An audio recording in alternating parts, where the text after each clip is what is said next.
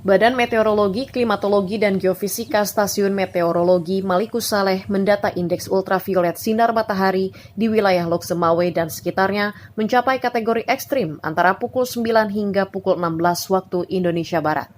Hal itu seperti dikatakan Prakirawan Cuaca BMKG Maliku Saleh Wiwit Nitasari pada 15 September telah terjadi sejak 11 September lalu, di mana sinar matahari dengan tingkat indeks ultraviolet tinggi diperkirakan membuat sebagian wilayah Indonesia menjadi panas ekstrim dan berbahaya, seperti di Lok Semawe yang mencapai suhu 33 derajat Celcius.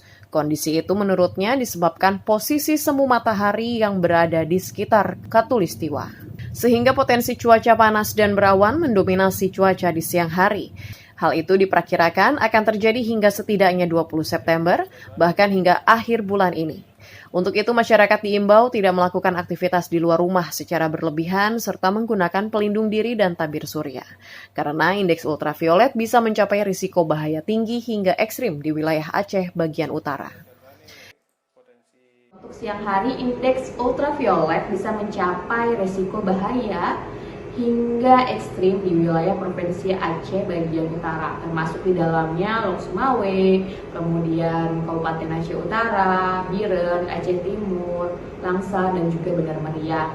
Indeks ini berarti tingkat bahaya bagi orang yang terpapar matahari tanpa terlindung.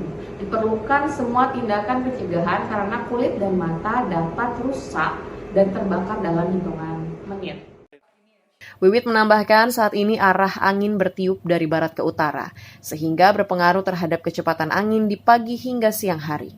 Namun untuk kondisi angin dan potensi gelombang, pihaknya memperkirakan masih dalam kategori aman. Dari Kota Lok Semawe, Provinsi Aceh, Trifani, Kantor Berita Antara, mewartakan.